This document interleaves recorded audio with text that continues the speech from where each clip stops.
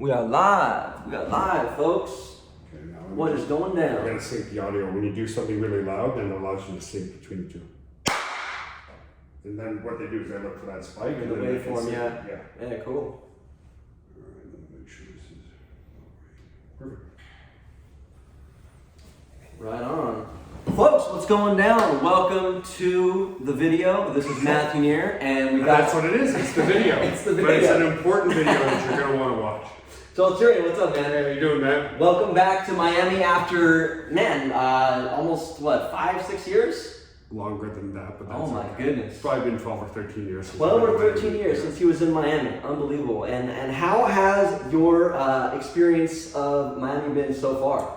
People are amazing. You're here. Your girlfriend's here. Met a few other amazing people. Flew some people down from Connecticut. So yeah, Miami rocks, man. Awesome. So you came down, you hung out in Naples for a little bit, and then came back up to South Miami to go check out South Beach and Brickell and maybe a little bit of Wynwood and Midtown, huh? Yeah, oh yeah. Hey, got to check it out at all. And yeah, I'm glad I came. You know, it inspires you, right? You want to be in places where there's Ferraris everywhere, there's Lamborghinis everywhere, there's wealth everywhere, and it just inspires you to take more action in your business, you know? I love it. So let's start out and lead into the call with that, and just a little bit about perhaps like entrepreneurship mindset and how the entrepreneurship mindset is different from the average person out there walking day-to-day life. So you already touched on it, right? When you said that you surround yourself with wealth and abundance and possibilities and expansion and growth, and you force yourself to step into that. So let's get your take in 1 second. Where I grew up in California, small town, right? Basically nowhere to expand into. I had to go into a bigger fishbowl, right? Sure. I had to come out to a place like Miami and really force myself to expand. Maybe you could touch on a few instances in your life where you had to do the same. The story is very similar to mine. I came from a very small town of 30,000 people in Elmer, Quebec, Canada, which is just outside of Ottawa. And I actually built my first data center there, and we did okay, we did well.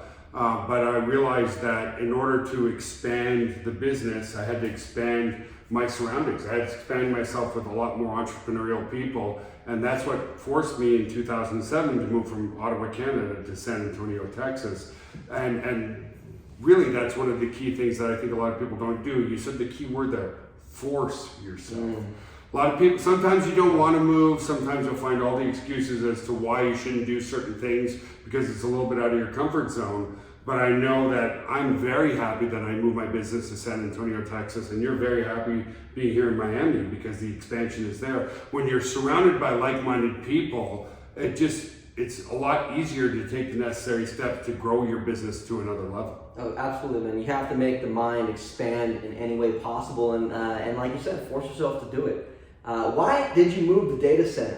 Why did you choose Texas out of all places? Because you could have gone anywhere in the country with that, right? Sure. There was actually some strategic reasons. In the area of Austin and San Antonio, there's a massive amount of fiber optics because Microsoft has a huge data center there, Rackspace is there, other large tech companies were there, and you don't want to put it in a place like Miami when you own a data center because of the potential of hurricanes. So it was actually just strategic, not much more than that. So it's, it being central to states, you do have hurricanes, but by the time it hits us, it's a tropical storm. It's nothing too major. And the fiber optics are so redundant. There's so many different fiber optic providers there that the redundancy for our customer base was the right place to go. And the last reason was if I don't have to be in the snow anymore, so let's not be in the snow Get out of that anymore. snow in Canada. Yeah, absolutely. So recently in Texas, there was an ice storm that wiped out virtually the entire state. Yeah. That's one of those things like, it falls under the category of acts of God, just unexpected. What happened at your company and how did you deal with that? How did you respond to that? You probably don't know this, but we actually went down for a couple of days. Jeez. And so, things happen, right? So I was actually in Rio de Janeiro, Brazil at the time. Of course, this unprecedented 5 days, 7 days of freeze in Texas happened. And so we had all the redundancy. We had the generators, we had the UPS, we have all this. But we started, because the electrical was down for days, we started to run out of fuel for our generator. Now, normally a vendor can come in at any time, any place, fill up your tanks. You know, we have enough fuel for about 48 hours. But then after that, we ran out of fuel, so it actually caused us to go offline for a little bit. Because you ran out of fuel? Yeah. That's crazy. Well, why? Because again, when, you know, Texas doesn't have the infrastructure of dealing with snow and ice. So when it's snow and ice, it was an absolute skating rink. So when you've got a skating rink out there, you don't have a truck that has 700 gallons or 800 gallons of explosive dynamite bomb driving on the skating rink, right? So even though we have contracts with our vendors and all that kind of stuff, they're like, listen, we just can't get out there. You know, as soon as the roads aren't skating rinks anymore, we'll be there. So yeah, it wasn't a whole lot of fun. That's crazy. So you just held tight and waited for reinforcements, and did a lot of Facebook lives explaining what the situation was and stuff like that. So it helped out, you know. That's huge right there. So instead of, you know, what most people might tend to do is hiding and waiting for the situation to end, you instead went out there and just said to the public, here's what's going on, here's how we're handling it, and here's what we're doing about it. Absolutely. Like, I mean, you know, transparency and honesty is very, very important. People aren't stupid, you know, and so we thought the best thing we could do is hit it head on. We've had other outages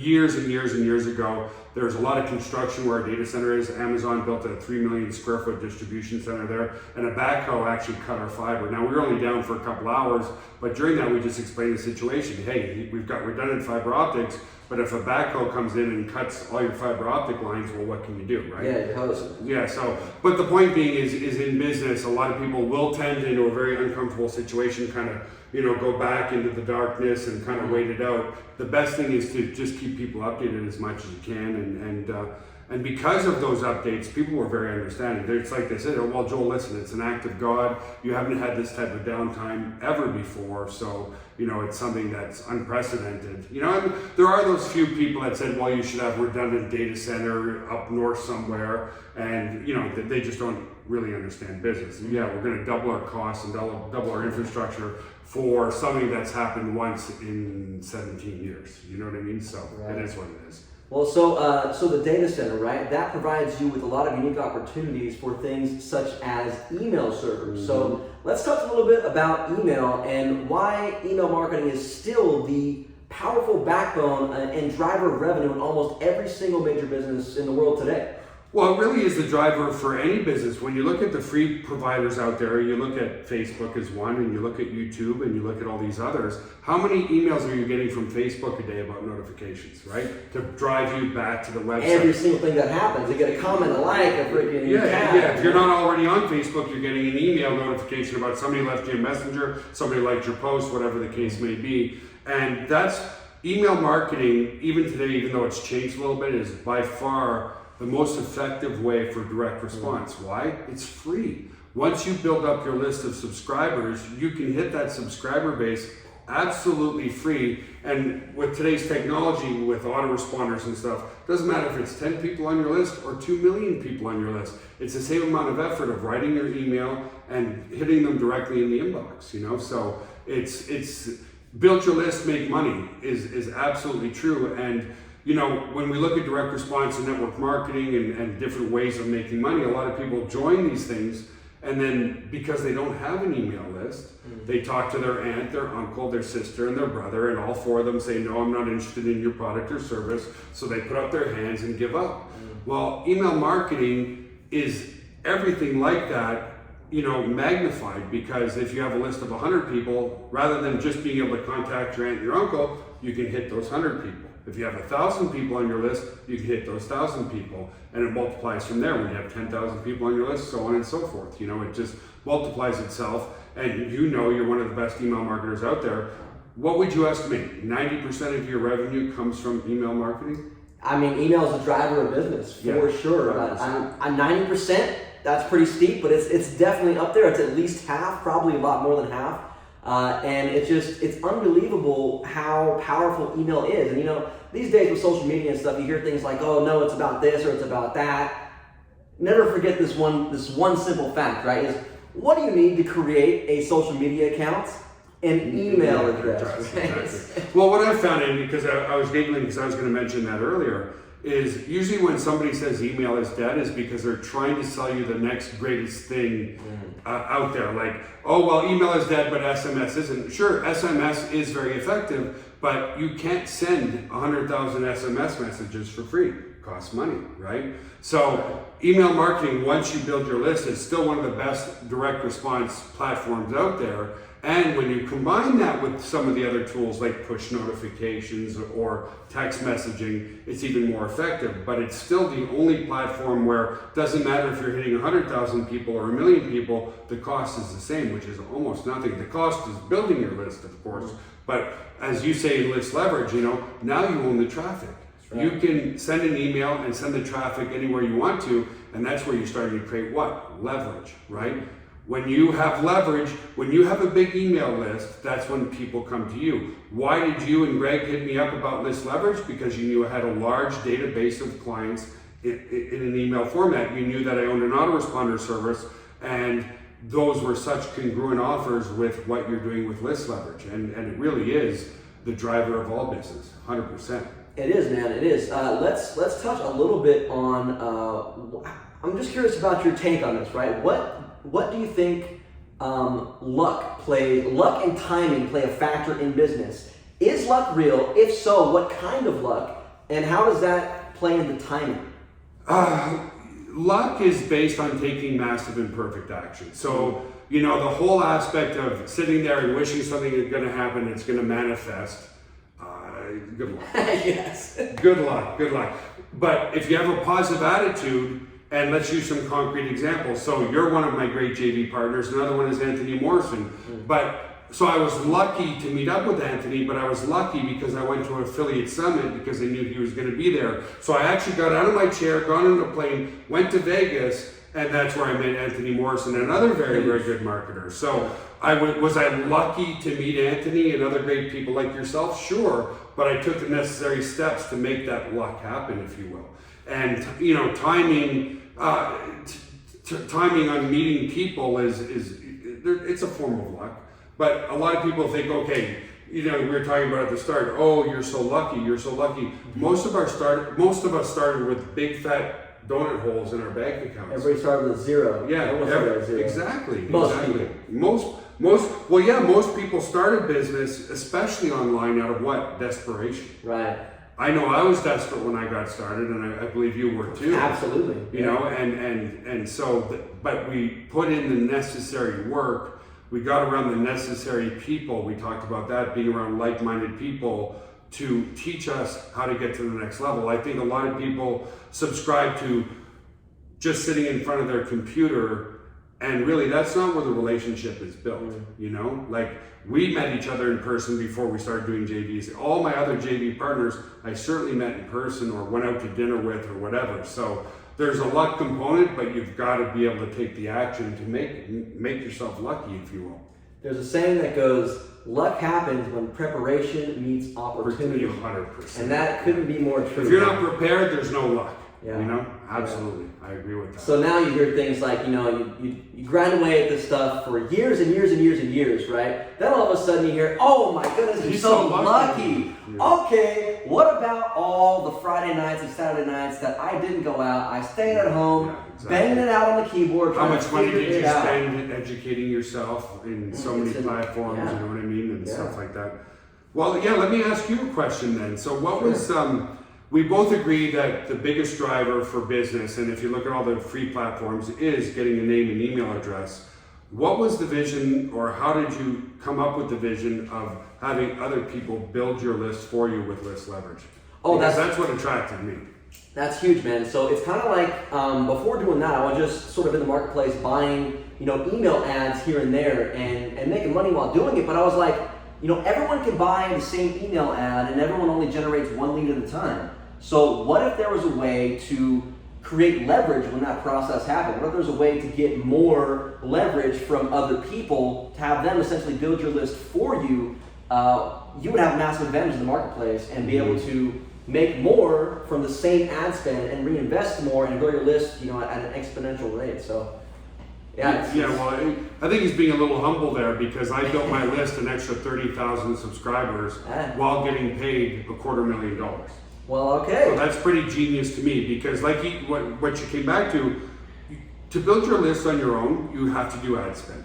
Right. Ad spend costs money. Sometimes it works, sometimes it doesn't, right? Sometimes you have a page, you think it's going to generate a lot of leads for you. You spend money on ads only to find out that it didn't convert as well. Others do hit home runs where you get a 30 or 40% opt-in rate, which is great. But nevertheless, you're putting a lot of time, a lot of effort, and a lot of money into building your list.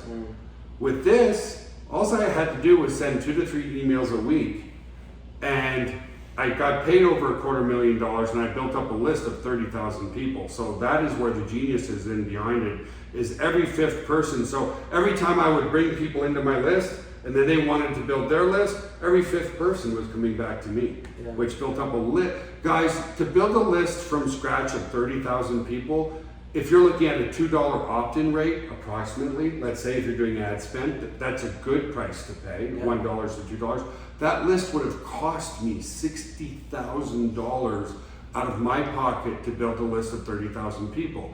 Instead, the reverse is I got paid $260,000 to build a list of 30,000 people. It's a genius system. So, but where did you first come up with that? Like, was it just a light bulb moment one day, or? Yeah, I mean, it just, it kind of all fell into place. I don't know if it was a light bulb moment. I thought about it for a long time. Like, how can you get more leverage from the exact same traffic, right?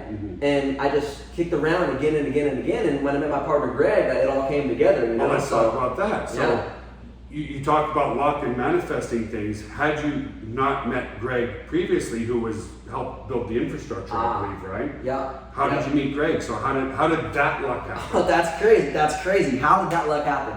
So that totally happened because I was coming down from my hotel in New York at Affiliate Summit East, walking from where I was going to wherever they do it at the Marriott, I think, right? And just in passing, there's Greg Chambers and some other guys, and they're like, "Oh, Matthew here, hey!" And then a handshake, boom, turned into a selfie, turned into a business relationship. It turned into a selfie. You gotta get the selfie, man. Gotta get the selfie. And that turned into a relationship 3 or 4 years later, though, Incredible, from that handshake, right? But if I wasn't there in that place at that time, that probably would have never happened. It would have happened. But and one other thing I got to say too is that you mentioned on the infrastructure, right? So I had this idea of like the viral passive lead, right? And it was just hard to code that because people don't understand how to code a downline. It's it takes a lot to think through that, right?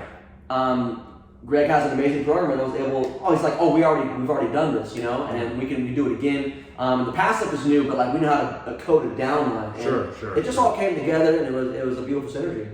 Yeah. So again, a lot of people would consider that luck. So the main thing that we're trying to hone in here is, you know, what would be the 3 critical components of your success, do you think? 3 critical components. One, maybe it's just one main one, maybe it's 5, but like for me, the 3 I think about is investing in myself, and rather than being a constant education mode, I would invest and implement. Invest and implement. So that was number 1. Most people invest, but they don't implement. You know, I'm afraid to do this, I'm afraid to do that. That was number 1. And number 2, there's really 2 critical things for me, was investing in going to places where I knew there would be like-minded entrepreneurs who could help me with my success, either in JVs or in advice. And because what I found was, you know, for me, I had a very strong relationship with my mother. So I would always ask my mom's advice on this or that or whatever. And my mom's not an email marketer. My mom's not an internet marketer. And so when I said, "Hey, Mom, I want to start an internet business," her natural reaction was, "I don't think that's a good idea." Well, that reaction was based on visceral reaction, not based on experience. When you go to something like an affiliate summit, or you get to a mastermind, or you get to an event, and you give somebody an idea, they can give you advice based on experience. They might say, "Well, I tried that and it didn't work, but I tweaked it just a little bit, and that's what made it work for me." And then that way you're getting sound advice from people. So those were the 2 key things that really got me to where I am today. Was I'm still investing in education, and I'm still implementing new things, but you fast forward your education by being around like-minded people. And that's where the list building comes in. When you have a big list and you go to these other events, people are like, instead of you having to ask, people are coming to you saying, "Hey, can you promote?" Because they already know. Right? Yeah, they already see you on the leaderboard, they've seen you on this and that, winning the promotion. So, okay, 3 things that I would say. It's funny because I would have said very similar things, just in different ways. So number 1, I would have said personal development, working on myself. For me, I had to do a lot of, I guess you call it brainwashing, right? But like washing out that like, I would refer to it as 9 to 5 programming, right? Mentality. That society sort of conditions you with, like in the system, if you will. And I literally spent years just listening to audios from wealthy people, successful people, like how do I pursue this path, That took a long time. Yeah, how do you get the brainwashing out of your brain? Yeah. I know, it is. Unbrainwash yourself, right? Yeah. That's 1. 2 would be going to events, meeting people live in person, right? It's a weird thing when you work on the internet, it's like you don't go out to events as much, right? Or so the perception is in the beginning a lot of times, but that's where all the magic happens, man, Sure. is at the live event. So doing that, I mean, literally, I've met all my best JV partners and affiliates. Friends and colleagues. Friends, yeah. They become your friends for sure. Yeah, especially when you meet, other affiliates and you guys basically go to war together on a product launch, and those have become your blood brothers, your blood sisters, like Absolutely. lifetime friends, man, for sure. So that's amazing. And then the third one is follow up. Follow up. I can't tell you how many times I've just hit somebody up to say happy birthday or just to see how they're doing, and next thing you know, they're doing something amazing, and all of a sudden we can work together, and never would have happened if you didn't say hey. Well, yeah, because you're talking about a relationship, and when you compare that to like a romantic relationship, well, any relationship doesn't work if you don't constantly follow up, right? People having trust in you is about constant repeat exposure to your things. So that, that kind of transitions into the email marketing. I've seen some people who've built up, this is a true story, and it boggles my mind. One of our customers built up a list of 50,000 people. He had an offline business, so he was putting a lot of money into advertising and building his list. Yeah. And he built up his list to over 50,000 people. But guess what? He never emailed them once. What? Yeah, what? Hit him up. Yeah. Hit him up all the time, right? But I get it though, because there's this mentality you got to get yourself out of, where it's like, oh, I don't want to bug them. Yeah. Like no, like okay, this is a huge distinction that I have to make, and it's that the offer is the value. Yeah. The offer is the value. Like you can't offer value until you transact with somebody, sure, and then you can make the exchange. That was huge for me. Yeah, I hear it all the time. Well, I don't want to bug people, or they send one email. So if you have a list of 5,000 people, but you haven't hit that list in 8 months, they're going to forget about you. True. They're not going to remember you. So you've built up this list, and if you wait 8 months to email them, they're almost going to consider it spam, because they're like, oh, who's Matt? Who's Joel? I don't remember opting into that list. Consistency is the key to everything online as well. Yeah. And the last thing that I want to say about that component is I see a lot of people, at least 3 times a day, there's an unsubscribe, and I'm just keeping it real. There's an unsubscribe at the bottom of the email, but you get an email, get me off your goddamn effing fucking list right now. And I'm my goodness, right? There's a little button at the bottom that says unsubscribe, right? But the point is, I've seen some people start to build momentum, and the higher the levels, the higher the devils. There's not a president out there, folks, that has 100% approval rating. So I've seen them build momentum, then they start to get those couple of hate mails or those hate comments on Facebook, or this is a scam, or this is no good, or whatever, and it just drops their energy way down. Understand that any negative comment, especially when there's an unsubscribe in an email or they say something, it's not about you. It's about they are not happy where they are in their life. So I still get 2 to 3 comments, either whether it's social media or direct message to me or whatever, and you got to wipe it clean, Yeah, you do. But also another component of that is the viral nature of it on social. Like we talked about it earlier today. Like the hate almost fuels it in a sense, right? I mean, Joel, you got a big following. Like you see it more. I see it, but you see it more than I see it. And so how have you seen that make your stuff go viral? Well, one of the algorithms associated with Instagram and Facebook is the more that people comment on it, the more they show it into the feed, because the more interesting it is. So whether it's hate mail or love mail, that really fuels a great response. I'll give you an example. So I bought one of the videos I have on YouTube, got 1.4 million views because it was me giving my son a truck. And really? Yeah. That got 1.4 million. Yeah. And the reason is I believe there's like 10,000 comments of like, oh, pretty boy, oh, spoiled brat, oh, show him how to make real money, oh, daddy's money, oh, daddy's an asshole, oh, this, oh, that. And what I would do is I would go, here's another tip, guys, go back and just show some love. Don't create the fight with the person.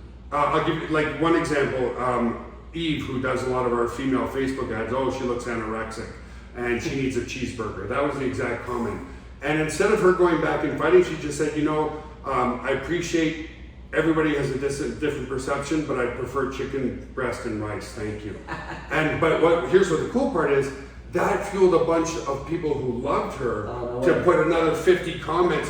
You don't know what you're talking about. She's beautiful. That's beautiful. Whatever. For me, when I do fitness, it's all steroid comments and whatever. But I'll go and I'll reply too. And then the people who do follow me. So again, when you have, let's say, 50,000 views of a post, but you have 12,000 comments, that's what fuels more virality. So you're right. The haters really push your stuff forward. Yeah. So the haters are inevitable, especially on the email list. I don't know what it is. It just you hit someone up with an email and the subject line of the body, it just gets in the cracks or something, and they just can't help it. They write you back the nastiest things. Yeah. I tell you, man, it's crazy. But I will also say that once you start getting into the groove of building a good list and a big list, and you're doing it actively, you can just expect that. And if that's not happening, something's not right, wrong. right? Something's not right. 100%. Well, again, it's like I've said, there's never been, even the greatest presidents in the world had no more than a 51, 52 approval rating, percent approval rating.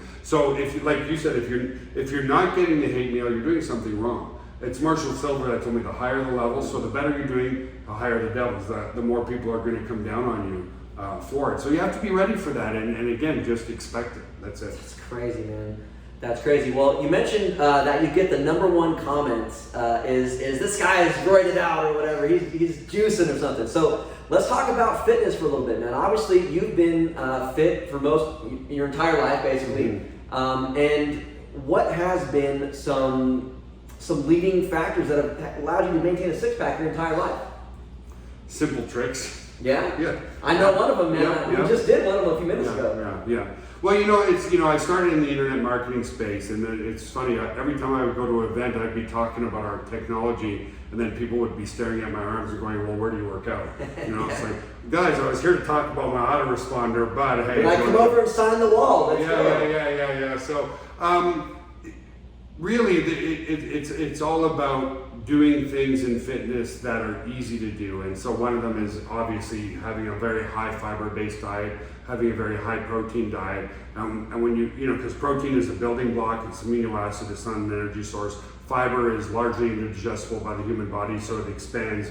And so there's no caloric intake when you do that. And that's really been the main trick of maintaining six-pack my whole life. Well, that's a huge trick. I remember, Joel, you posted a Facebook video, I think it was Facebook, might have been Instagram, but years ago, 5-6 years ago now, maybe more than that. And you put some fiber in the glass and it solidified into like a gel-like substance, and all of a sudden you're like, yeah, you can take this, it expands in your belly and you don't feel full, it kills your hunger cravings. And it actually enhances like mental clarity and all for sure. Because it helps regulate your blood sugar, which gives you better mental clarity. A lot of people who have that 2 p.m. kind of like low, it's because their blood sugar fluctuations are very consistently up and down all day. So when you have regular blood sugar, it helps to keep you mentally focused much better. It's a huge hack, man. It's a huge hack. I've literally been doing it ever since I found out about it years ago from you, and it kills cravings. Yeah. Absolutely, 100%. So that, you would say that right there is the number one for six-pack, and the number one for being consistent with training is I train very little. Like I train a day on, day off. I only train each body part every 10 days.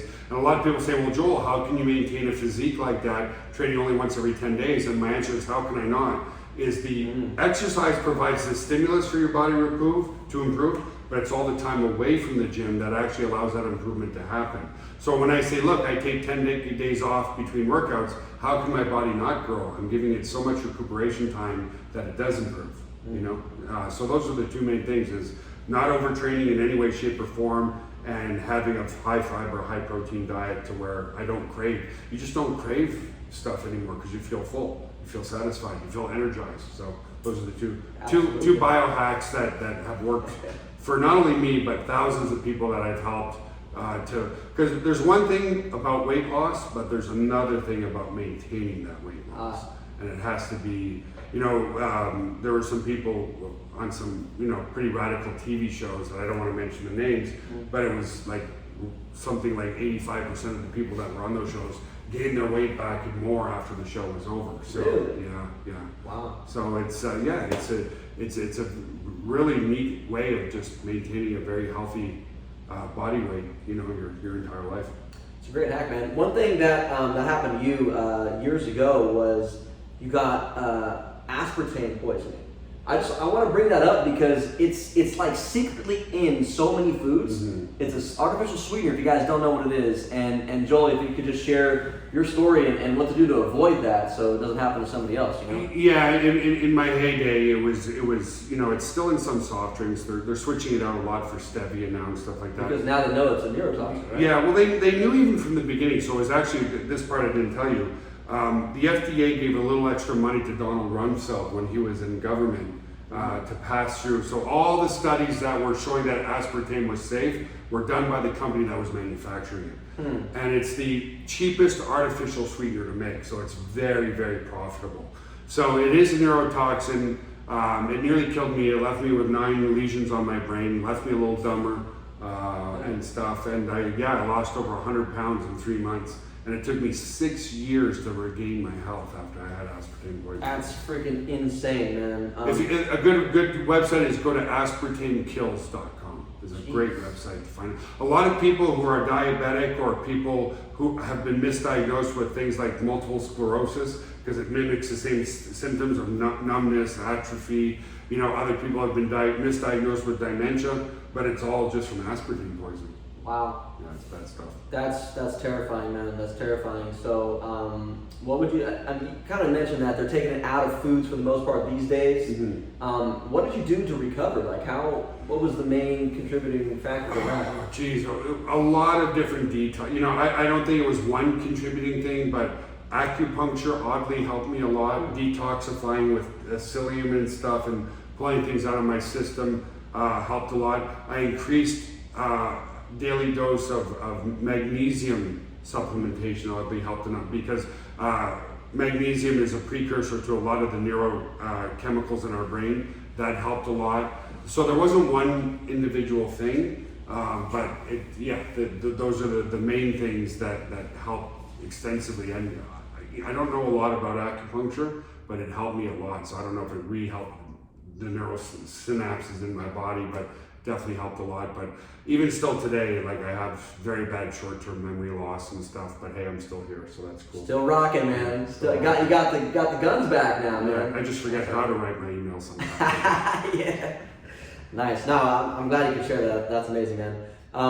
What else is on the mind of Joel Therien right now? I know there's a couple of secret projects in the works. I don't know how much you want to get into that sort of stuff, but as far as email goes and things of that nature, very exciting. But what is on the horizon for you, man? So let me just sort of publicly declare this. And by the way, Joel has no idea I'm going to say this to him, but so you're at 250 million in sales in your business. When do you go into $1 billion, man? When do you go into $1 billion? It's a good question. I'm always going to keep trying. You know what I mean? It's been consistency. I've been doing it over. So it's not 250 billion or 250 million a year. It's over 25 years or so. So roughly about $10 million a year in revenue. We're actually closer to 275 million at this point. Nice. But yeah, I'm going to keep trying. We've got some good things in the works. I'm excited. The key is, the one thing, and we said this the other day too, my biggest year was about almost $72 million in revenue in 1 year, and we had 250 employees. And for me, that wasn't fun. It's not that it's not possible to have a $75 million a year company and not have fun, because I just didn't structure it the right way. I had a lot of employees it felt like at that time, and it's no disrespect to the team I have now because we have a great team, but it felt like I was babysitting 250 people because I didn't structure the company properly with proper tiers of management and whatever. Yeah. So I would go to the office and I would start getting anxiety because I knew as soon as I get in the office, like Joel. So I used to stay home, and it was the path of least resistance. If I'm at the office, they're going to bug me. If I'm not at the office, they would figure out a solution to the problem itself. So I'm on the way up of generating that type of revenue, but structuring the company properly to be able to handle that revenue where you've got the right people in the right place to take care of certain issues or whatever and stuff like that. So I mean, all it would take is a couple $100 million years to hit that $1 billion Really, right? So I've hit $72 million in 1 year, but I certainly didn't understand what gets you to 5 million, and the infrastructure you built to a $5 million a year company is not the same thing as building a company that's doing $75 million. Yeah. So I mean, I learned, and honestly, what I should have done at that point is found a consultant who had run a $100 million a year business to help me structure that. I just didn't know anybody at that time who I could hire to do that. You said something earlier when we were kind of just chatting away, sending some emails about you would hire a new person about every $2 to $3 million in revenue you generated. Yeah. What brought you to that realization? Why that metric? Well, just because. So when I was coming back to 250 employees, our just the amount of money we were spending just in salaries was like off the charts. And what I realized is so many of the inefficiencies that were there in our support, in our phone calls, all that kind of stuff, could have easily been taken care of with automation through video, better video training and stuff like that. Repeat questions on how to use a specific feature of the autoresponder. We didn't have enough video training. Now we've restructured everything to where the 60 people, we have probably 1/50th the amount of support requests every day because we have the right infrastructure using technology and automation and videos that used to be 25 help desk tickets a day. You know what I mean? Yeah. So that was now I realize that if I can't generate $3 to $4 million in revenue per 1 or 2 employees, then I have to go and look at what do I need to change in the infrastructure of the business to get to that metric, if that makes sense. Yeah. So when we were doing 72 million that year and I had 250 employees, well, honestly, it sounds like a great number, but I think we netted like 2 million that year. So why run $70 million in overhead to net $2 million profit? It just doesn't make any sense. Right. You know what I mean? To run off of a 3% profit margin or whatever the case may be. So that was the lesson I learned then is anything that can be automated should be automated, because human beings make mistakes. We all have days where we have good days. We all have days where we're tired. We all have days where we had a fight with a significant other, so we're not on our game. So automation. And they're expensive. Oh, sure. Expensive. I'm assuming the bulk of that overhead was probably salaries. 100% of the salaries. It was like, we're making money. Then, payroll. Wow. Yeah, I forgot about that. Yeah. It's a little high this week or whatever. So the point being is, humans are human beings. Even the best of us get tired. Even the best of us make mistakes. Even the best of us get overworked. And so when we did more and more training videos, so now what I do with my team, I tell them to have a meeting once a day, our support team, and is there any consistent question that keeps coming in more than 2 or 3 times? And if so, then I create a video, and then that way they just direct them to the video. And what's cool about video is it always comes off with the same enthusiasm. It always comes off with the same excitement and positive energy versus a human being could be tired and say, well, you got to go here and here. And, obviously you don't want to treat a client that way, but human is human. So that's the main change I made in my business is we have our software infrastructure, but I try to do a lot more of the training through video.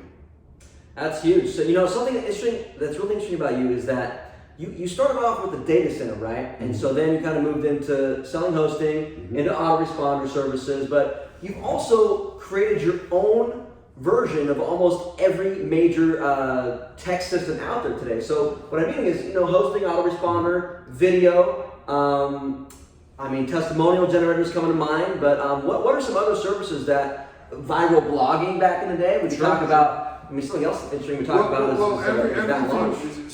everything kind of happened through education. So when I first got online, I wanted to sell. My dad had a Yellow Page advertising company, so I wanted to take his Yellow Page clients and sell them all a website. So over time, I was able to sell most of them a website, but then the first thing I discovered that if they weren't generating leads off that website, the chances of a person coming back a second or third time was very, very low. So from the web hosting, I said, okay, I need to provide, so the whole goal at that time, I think I was charging $30 a month for web hosting, was if I can help that person make more than $30, then they're a client for life, because now it's an asset rather than a liability, even though $30 a month is very inexpensive for any brick and mortar business, right? So that's when we developed our autoresponder. So we developed the autoresponder, but then I soon realized that despite building a list, in order for that list to buy from you, they got to know, like, and trust you. So what I found was the best form of generating know, like, and trust was through video. You know, how many people have recognized you because you've shot so many videos? Yeah, exactly. I feel like they get to know you. So that's when we started generating our video streaming service. And then so we have our video streaming service distinctly created for, as you build your list, shoot videos for your list so that they come to know who you are a little bit more. Look at YouTube, it's the biggest video platform in the world. So that's why that was created. And then I thought, okay, the one last thing that people want is sometimes they want their questions answered live. So that's where we created our conference software. And the conference software was there designed to take people, leads or even customers, to go from, okay, I have web hosting, now I'm getting emails from Joel, now I've seen videos from Joel, but I still have a couple more questions about this product. Okay, come to a live conference and get your questions answered live. So that's why we generated all those tools. It's one thing to have a list building tool, but then you want tools to help get that list to know, like, and trust you. And that's basically why I focus on those core tools. All the tools are there. You know, testimonial generator is another tool to get third-party testimonials so that people trust in your product more. Absolutely. Yeah, it's pretty cool to see how you've rolled out service after service after service, and they've all been incredible. And I'm a customer as well. You know, it's awesome. Yeah, no, well, I feel like this has all been about me, so now I feel guilty. Well, hit me with it, man. Hit me with it. I'm an open book, you know? Sure. So, a couple things when people are starting a business, because I think once they get rolling, things, you know, it gets a little easier with time. I know from my example, you know, I struggled internally because my mom was the one who get a good education, get a good job, be safe, make lots, you know, retire, that kind of stuff. My dad was the entrepreneur, but I had a better relationship with my mom. I don't believe, is your family entrepreneurial as well? And if not, how did you transition from realizing that you didn't want a job to doing what you're doing now? Yeah, I guess in a sense it was ingrained into me. Both parents were entrepreneurs. My dad had a publishing company when I was growing up, and he would run direct mail campaigns for customers. And as a kid, my first job was putting labels on his his mailers. He would send out little postcards and stuff in envelopes and stuff. So we would do that. That sort of just, I mean, if you do that as a kid, it just opens your mind to other possibilities. Because he would generate revenue that way, right? Even at that young age, what were some of the benefits or pros that you saw that, because I'll give you just one example for me, was I realized, or I started to recognize that I was the only kid very often that was getting dropped off at school by my parents. Everybody else wasn't because their parents were already at work. You know, so that was one inclination, like, hey, I'd rather run a business than have a job. In that entrepreneurial mindset, was there any things that you realized how being an entrepreneur was much more beneficial than having a job, even in your young days? Yeah, well, that dropping off at school was always that's a story that rips, man, because we had a really shitty car growing up, early on when the parents were starting their businesses. Sure, and they were trying to make it happen, and they didn't have a great car. And so the car was this old school, like, blue 1960, 70 something Subaru, paint peeling off of it so bad that me and my brother nicknamed the car the shitter. Right? I would not be seen. Well, I got dropped off once in front of the school, right? And I got laughed at. And I was okay, that's never happening again. Not going to be viewed as that. Not going to be seen I in that would take thing. the school bus. Oh yeah, I would get dropped off 3 blocks away and walk to school. So I was not doing that. But so that early on, those experiences taught me that, like, okay, you should probably focus on money in your life, otherwise you won't have a choice in that circumstance, you know? But okay, so early entrepreneurial experiences. So how did it change my mindset? Well, doing the mailer stuff for my dad was great. And then my mom early on was into network marketing companies, right? She always was buying the new health food company or the juice. We had many of the juices growing up. And so she would tell me, hey Matthew, if you go door to door and you sell some of these bottles to the neighbors, like I'll give you a cut of the profits. And I was like, really? So I wanted to go back then. It was like wanting to go to the liquor store around the corner from the house and buy like the big Jawbreakers with the colorful insides and everything. We're like 10 years old or something. So I would go and sell the bottles next door to the neighbors and made some money, and I'd go take the neighborhood friends out to the store and buy them Jawbreakers. And so that, I think, was an early experience where you're not trading time for money, you're selling a product for right, money. Right. Yeah, I think that was a really important experience for sure. Cool. For me, that one, getting dropped off, and two, I'll never forget it. I was playing Atari in my basement. It was a Saturday. I was 11 years old, and my dad said, "Hey, come on upstairs." And he was selling ads in his Yellow Page directory, and he pulled like $2,000 cash out of his pocket. This was 1983, so that's more like $6,000 or $7,000 today. And I just remember thinking to myself, man, my best friend's mother needs to work almost all month for that money, And I'm like, Dad, how did you do that? He goes, oh, I just went out and sold ads in our telephone directory. And I don't know why he did it. He barely remembers the situation, but for me, it was a defining moment of like, whatever you did, I want to learn how to do that, because I don't want to work a month for that money. If I can work a couple of hours and make that kind of money, that's what I want to do. So, it's something that you kind of take for granted in the moment, like having an entrepreneurial mindset. But most people grow up where mom has a job, dad has a job. Mom can't take you to soccer practice because she's working, but maybe dad can. Yeah. I realized very early that the flexibility that my parents had because they were entrepreneurs is something that I absolutely wanted. And it's interesting though, because my sister went the polar opposite direction. She wanted a secure job and whatever. But is there any other defining moments then in your entrepreneurial career that made it easier for you where you are now? There's so many, man. I mean, just thinking through the timeline of my childhood, shortly after those experiences selling door to door, I was doing Pokemon cards, right? I had the biggest collection in the neighborhood. I would do yard sales, and I would sell like my first edition cards. We had the Charizards back then and everything. I'd sell them. I remember I sold a Charizard for like $200 once to some lady in the neighborhood, and I just thought I was rich. It was the most money I ever had in my life at like 12 years old. Dude, that's a ton of money at 12 years old. Yeah. I mean, that's a lot of pops and candy and whatever you want. That's a lot of movie theaters. It's huge. And we'll go one more up to one more modern, more professional, I guess. Was one of my first experiences doing a network marketing style flip book presentation to a prospect that I met, while prospecting at, I think, a college campus or the mall. You know how I used to do this stuff back in the day, right? Sure. That's how my first experiences in network marketing were. They taught us to go get, referrals that way. Sure. After the warm market, of course, right? After you call everyone in your phone. So this guy, I got him at the mall or something, shows up to the Starbucks the next day. I do the flipbook presentation, and then the whole time I'm doing it, a lady was sitting over here looking, watching me, and I'm just like, watching me like intently. Now this is weird. After I was done, signed him up by the way, she comes over to me and was like, hey, you were really good at that, like you got some potential to, show and present and do things of this nature. And I'm like, really? Cool. I just thought I was just talking about the stuff, right? Yeah, sure. But she's like, no, you're good. Then she tries to give me the pitch on her company. I'm like, okay, trying to cross recruit it over, right? But it stood out because, we had a whole little team doing that in the Starbucks, right? There was like 5 or 6 other of us that I had got that were all doing the flip book, and sure. And so that she said that to me out of everyone else, I was like, wow, maybe I do, Yeah.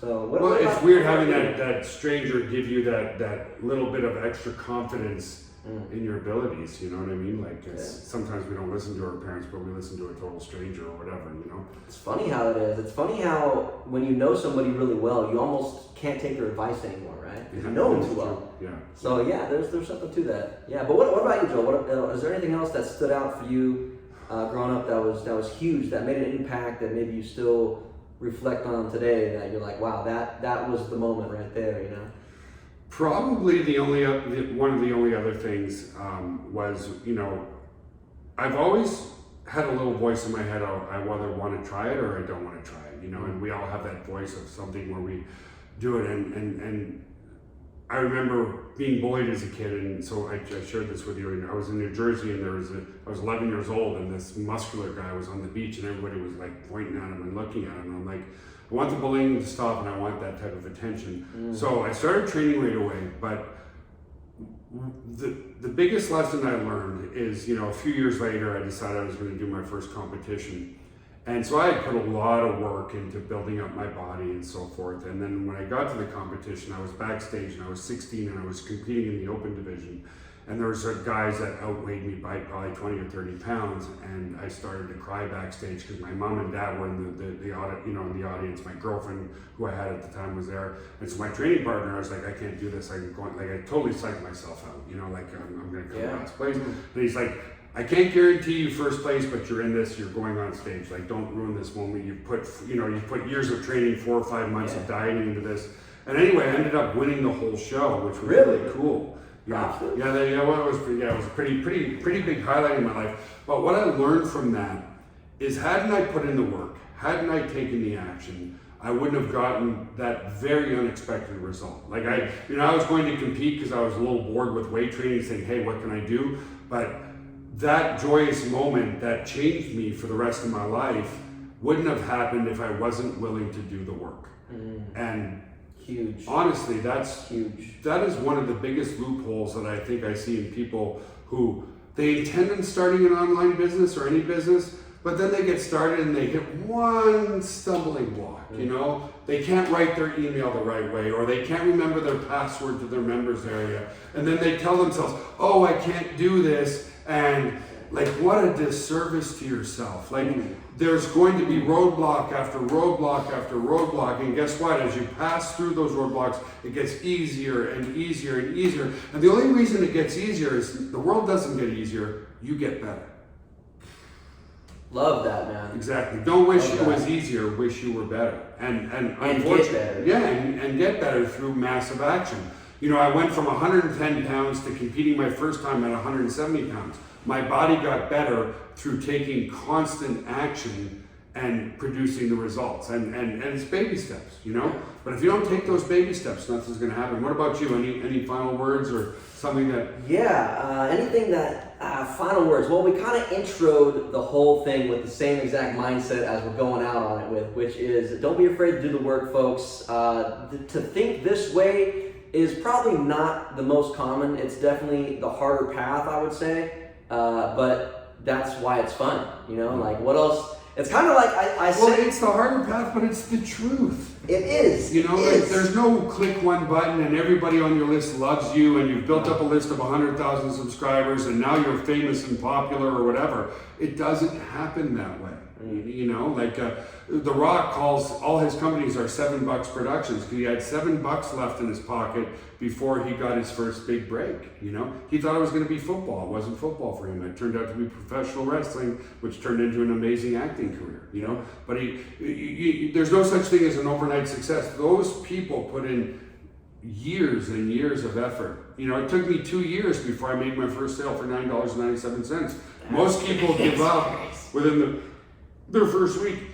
The reason why it took me so long is I had the attitude back then is nobody can teach me anything. So I didn't have the right attitude of going out and meeting really good people, is I was going to learn this on my own. And so I finally gave in and I bought a marketing course from Corey Rudel from marketingtips.com. Rudel, nice. And bought his course and changed everything. And then after learning a little bit from him and making a sale for $10, it's like, okay, there are a lot of really good people out there who can teach me a lot of good stuff. So when I think about how much money it cost me being so resistant to having other people help me, and having the right mentors was really, really stupid, So, yes, very dumb. Yes, that's one thing I'll say that's pretty huge. Is it is so worth it to just pay the money or to do whatever you got to do. It doesn't always have to be money, but whatever it takes to get into rooms or environments where people that are in those rooms force you to grow and expand. That's massive. Now, again, we entered into the conversation with that mindset. Let's leave on that as well, guys. Well, because mindset is truly the core of any business, right? Yeah, Without the right positive mindset, you're not going to build your list. You're not going to take the actions you need to take. Yeah. And understand, even today, I'm sure it happens. something doesn't go the way you expected it to, all the time. We all have our moments where we're like, oh man, I really thought that was going to work well and it didn't. But it's a learning experience. All the failures are learning experiences on what not to do. And so, everybody hits home runs. Everybody has things that didn't do so well. But as long as you treat it as a learning experience rather than a failure, that's the mindset you need to keep pushing forward. Oh, huge, man. Joel, thanks for coming out and Thank you, sharing sir. your thoughts, Appreciate man. it, man. This was Let's go have fun. an amazing dinner with other like-minded people. Let's do it. Let's do it. Hope you guys enjoyed. If you did, like, comment, subscribe, and share this video so that others can Benefit.